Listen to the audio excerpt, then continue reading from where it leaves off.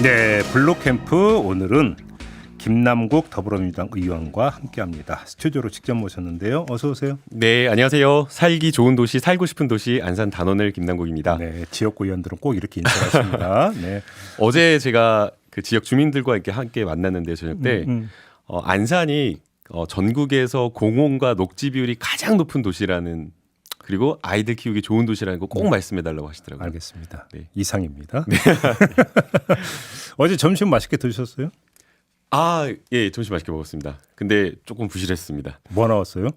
그냥 그 가마솥 백반이 나왔는데요.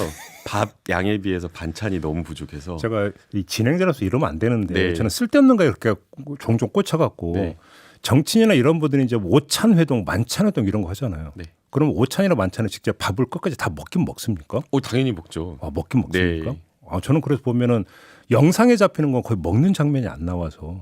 맛있게 먹습니다. 그래요? 네. 뭐가 나올지 기대도 하는데요. 어제는 반찬이 너무 부족했고요. 그래서 네. 추가로 조금 반찬을 달라고 했는데 네. 추가가 안 된다고 하시고 돈을 더 들여가지고 추가할 수 있냐고 물어봐도 그것도 안 된다고 하셔가지고 밥을 반틈 남겼습니다. 근데 더 맛있는 반찬거리 있잖아요. 그러니까 돌아가는 세상 이야기. 원래 이게 반찬거리 아닙니까? 어제 무슨 얘기 나누셨어요? 어제 그 이재명 당대표님과 철험의 의원님들이 이제 함께 이렇게 오찬을 했었는데요. 여러 가지 이야기를 나눴습니다. 아무래도 저희가 오찬을 하기 직전에 나경원 의원의 불출마 선언이 있어서 서로 이제 예측한 것이 맞기도 하고 틀리기도 하다 보니까 그런 것들에 대한 이야기 좀 재밌게 했었고요.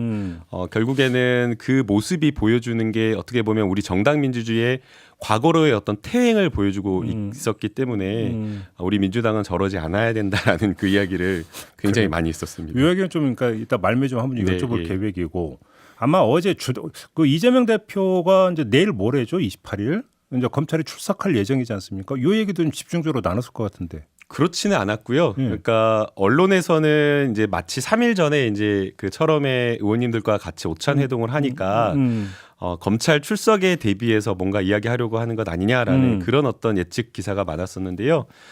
실제 이재명 당대표가 의원님들과 오찬을 하자라고 말씀을 하셨던 것은 지난 11월 말경부터였습니다. 그래서 11월 말에 잡힌 약속이에요? 네, 11월 말에 잡힌 것은 아니고요. 그때부터 일정을 계속 조율하고 있었는데 다른 어떤 바쁜 대표님의 바쁜 일정 때문에 좀 늦춰진 거였고요. 예. 그 당시에 이제 보자고 했던 것은 어떤 특별한 의제를 정해가지고 이렇게 뭐 심도 있게 논의하는 그런 자리보다는 올해 이제 저희 민주당이 가져가야 될 민생 과제, 의제, 그리고 선거제도 개혁과 관련되어서 의원님들 한 분 한 분의 사실 의견을 듣는 것이 되게 중요하기 때문에 그러한 것들을 두루 폭넓게 좀 편하게 이야기를 듣는 자리였습니다.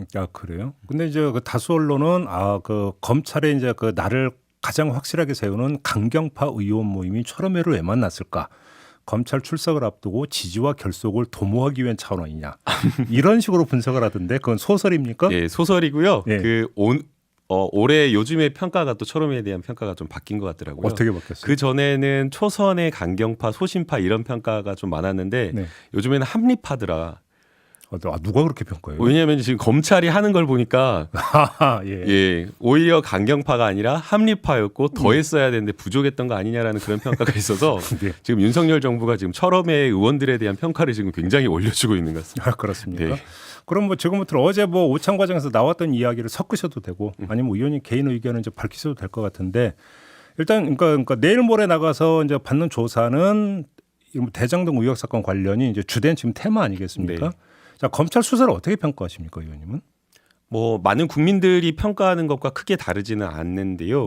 우선은 이런 어떤 수사가 사실 나오는 어떤 진술이나 증거를 따라서 객관적으로 공정하게 하는 수사가 아니라 이재명 당대표를 죽이겠다라고 하는 어떤 명백한 의도가 보이는 수사라고 생각이 됩니다. 어떤 점에서 그렇게 뭐 여러 가지 근거가 있는데요. 수사를 누구에게나 맡겨 놓는다고 하더라도 똑같은 결론이 나와야 되는데 지금 윤석열 정부와 한동훈 법무부 장관은 이재명 당대표 수사와 관련된 부분에 대해서만 자기 윤석열 라인의 측근을 다 발령을 냈습니다. 그것은 그 사건에 대해서 특정한 어떤 방향으로 수사를 하기 위한 것이다라고 하는 것을 노골적으로 드러낸 것이고요. 그러한 어떤 인사를 했는데도 불구하고 원하는 어떤 그런 결과가 나오지 않자 수원지검 같은 경우에는 발령낸 지 2개월 만에 수사 지휘 중인 차장 검사를 좌천성 인사 성격의 비수사부서로 그리고 그것도 부장검사가 가는 자리로 발령을 내버렸습니다. 이것은 뭐 공직뿐만 아니라 검찰 내부에 명백한 메시지 시그널을 보내는 거거든요. 정권이 수사하는 대로 해라, 만들어라도 가져와라라는 어떤 그런 어떤 시그널을 보이고 있는 것이기 때문에 이러한 어떤 인사라든가 무리한 수사, 그리고 지금 집중적으로 뭐 60명 이상의 검사를 투입해서 거의 뭐 한 지검 수준의 검사와 수사관들을 투입해서 사건을 만들어내고 있기 때문에 이러한 것들을 봤을 때는 정적을 죽이려고 하는 그런 것이 명백하다 이렇게 보고 있습니다. 자, 그러면 이재명 대표의 검찰 출석을 앞두고 뭐 이런저런 지금 보도가 계속 나오고 있지 않습니까? 예를 들어서 뭐 화천대유 지분의 절반은 이재명 그 대표의 것이다. 네, 그다음에 유동규 전 본부장은 이재명 그 당시 시장이 남욱 변호사에게 입찰과 참여하라고 했다. 뭐 이런 지금 뭐 증언 이런 것들이 나오고 있는데 이런 것들은 어떻게 신빙성이 없는 그 소설성 주장이라고 보시는 겁니까? 신빙성이 없다라고 하는 이유가 여러 가지인데요. 저희가 시장이라든가 유력 정치인이라든가 이런 사람들과 유착되어 있다. 그런 사람들에게 사업적인 어떤 특혜를 주려고 했다라고 한다면 대개 그 사람들은 시장이나 국회의원이나 이런 유력 정치인 바로 옆에 붙어 있습니다. 선거 캠프부터 해가지고 아주 본인이 핵심인 것처럼 해서 붙어가지고 좌지우지하고 가깝게 하고 식사하고 밥 먹고 술 먹고 이렇게 진짜 아삼육처럼 붙어 다니는데 네. 이재명 당대표는 김만배를 만난 적도 없고 식사한 적도 없다라고 하고 있고요.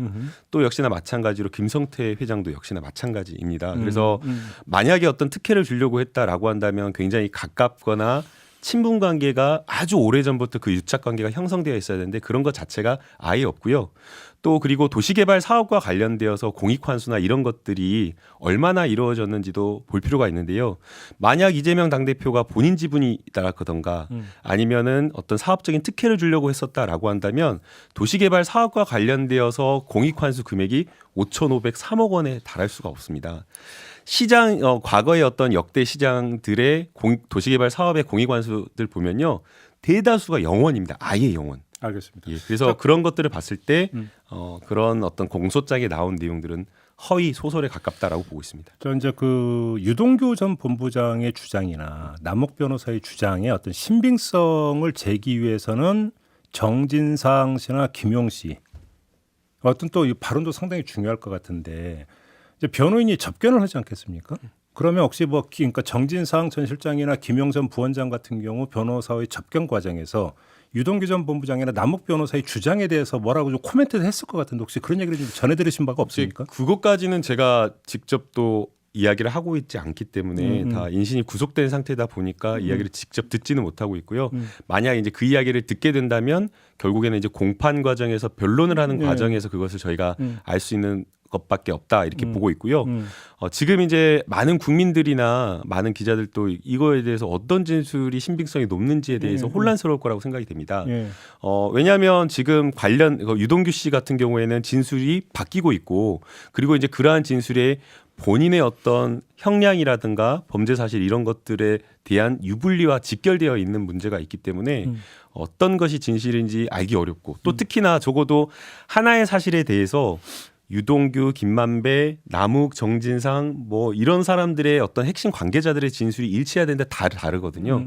그래서 어떤 진술이 혼란스럽다라고 하는 건 이해가 갑니다. 그런데 적어도 녹취록, 정형학의 녹취록은 가장 신빙성 높은 진술이 아니냐라고 생각해 볼 수 있는 겁니다. 이것은 자기들끼리 사업이 잘 돼갈 때에 돈을 나누기 위해서 그야말로 술 먹으면서 은밀하게 나눈 그런 어떤 기록이기 때문에 그리고 그게 그냥 단편적으로 짧게 한순간을 기록한 것이 아니라 아주 오랜 시간 동안 한 1,400페이지가 넘을 정도의 분량을 오래 기록한 진술이기 때문에 저는 이 녹취록 자체가 굉장히 신빙성이 높다고 보고 있는 거고요. 그 녹취록 내용에 보게 되면 지분과 관련되어서는 유동규와 관련되어 있다라는 추정할 수 있는 진술만 나오고 아예 이재명은 나오지도 않고 또 역시나 마찬가지로 정진상, 김용 부원장도 나오고 있지 않기 때문에 그 저희가 진술의 신빙성을 높다라는 것을 유추해 보면 여기에 관련성은 이재명은 없다라고 저는 생각하는 게 맞다라고 봅니다. 지금 보도에 따르면 검찰은 그 이재명 대표 조사에 앞서서 질문지를 다듬었고 100쪽에 달한다. 분량이 뭐 이런 보도가 있더라고요. 그래서 이재명 대표가 이제 검찰 조사 과정에서 어떻게 대응하고 어떻게 답변할지가 관심사인데 박주민 의원은 묵비권을 강조를 했던데 의원님 어떻게 생각하십니까? 이제 박주민 의원님께서 묵비권을 강조한 것은 검찰이 답정너식으로 아예 기소라고 하는 것을 정해놓고 그 수순을 밟아가는데 거기에서 불필요하게 시간 낭비할 필요가 있느냐. 그냥 묵비권을 행사하고 법정에서 판사 앞에서 거기서 객관적인 어떤 진실을 가리는 게 유효한 전략이다라고 이렇게 보고 있는 것 같습니다. 네. 그럼에도 불구하고 이재명 당대표는 거기 가서 그래도 최소한의 할 말은 아주 요지는 좀 하고 나오겠다라는 그 생각이고요. 아마 다 진술 거부권을 행사하지는 않고 필요한 부분에 대해서는 아마 이야기할 것으로 선택적 생각이 답변은 됩니다. 할 수 있다. 네, 예. 혹시 뭐 답변서 이런 거 준비했다는 얘기를 혹시 들으셨습니까? 지금 진술서 지금 뭐 몇 장 작성했다라고 하는 것들이 이제 보도가 되고 있는데요. 아무래도 이제 이재명 당대표가 또 그 변호사 시절에 굉장히 유능하고 잘 나갔던 변호사다라고 하고 있고 사건과 관련되어서도 그리고 행정과 관련되어서도 가장 잘 알고 계시기 때문에 직접 진술이라든가 변호와 관련된 준비를 하고 계신 걸로 알고 있습니다. 아무튼 또 이제 그 전망 기사를 보면은 요번에 조사를 하고 난 다음에 성남 FC 건까지 묶어갖고 구속영장을 청구할 거다 이런 지금 전망 기사가 나오고 있던데 의원님 어떻게 내다보십니까? 우선은 이제 과거의 어떤 그 검찰의 행태나 이제 사례를 좀 살펴볼 필요가 있는데요.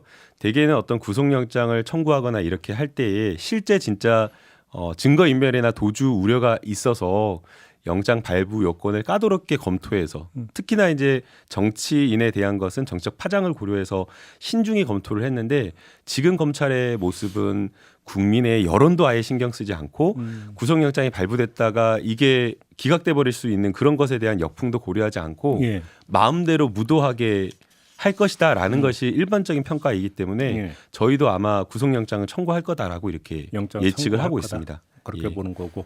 그러면 또 이제 그 국회로 넘어가게 되는 겁니까? 임시회기 중에 지금 저희가 2월은 지금 회기 중이기 때문에 아마 넘어오게 되면 체포동의안 처리 표결을 해야 될 것으로 그러면 알고 뭐 있습니다. 당연히 부결시켜야 된다는 입장이시고.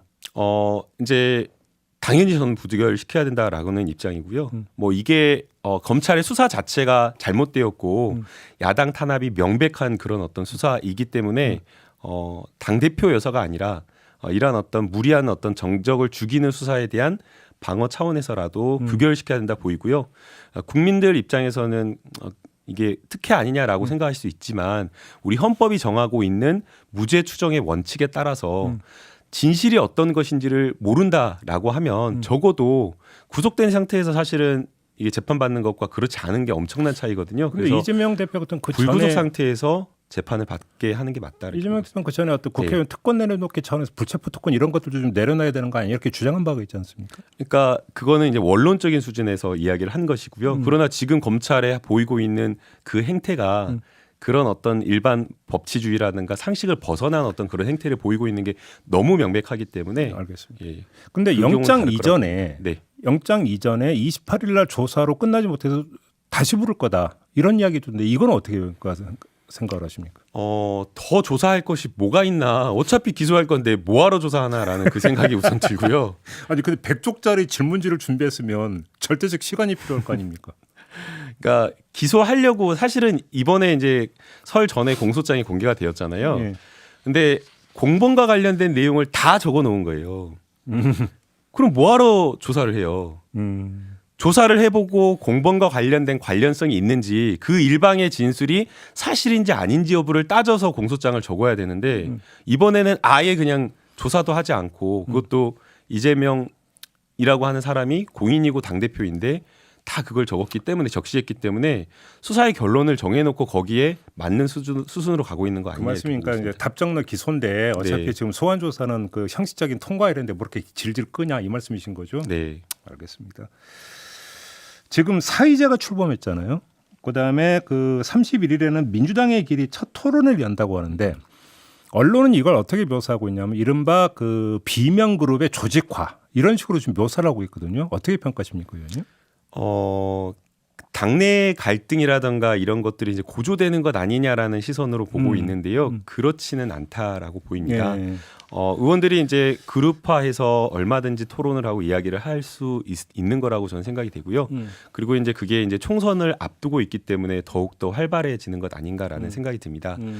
사이제라든가 민주당의 길이 출범할 때에 그냥 출범한 것이 아니고 제가 알기로는 핵심 그거를 이제 꾸리는데 간사 역할을 하시거나 핵심 활동을 하셨던 의원님 중 몇 분이 대표님을 좀 찾아와서 이런 부분에 대한 오해가 있을까봐 그걸 미리 설명을 하고 이해를 구한 것이 있다라고 저는 들었습니다. 그렇습니까? 네, 그래서 언론에서는 또 이게 뭐 또 철험회를 만나니까 이게 뭐 마치 이제 거기에 대응해서 이렇게 만나는 것처럼 이렇게 약간 그런 구도로 그리고 있는데 전혀 그렇지 않고요.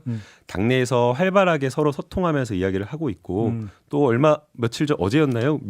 박주민 의원님도 전혀 그런 것이 아니다라고 또 계속 설명을 하고 있기 때문에 오해하지 않아도 좋을 것 같습니다. 이건 어떻게 보세요? 이른바 불거진 게 1,000원짜리 당원 논란이 불거진 바가 있지 않습니까? 이것도 오해에서 비롯한 겁니까?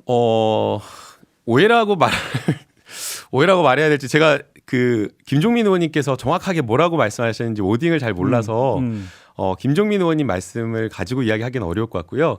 제가 아는 김종민 의원님은 굉장히 좋은 분이시고 합리적이세요. 그리고 또 당내의 민주주의나 이런 부분에 대해서 큰 고민을 하고 계시기 때문에 그런 것은 아니라고 생각이 되고요. 다만 이제 일부 언론이나 아니면은 일부 의원님들 중에서 1,000원 당원 기준을 높여야 된다 그런 말씀 하시는 거에 대해서는 좀 동의하기가 어렵습니다. 우리가 민주주의라고 하는 것은 사실은 정당 없이는 존재하기가 쉽지가 않고요.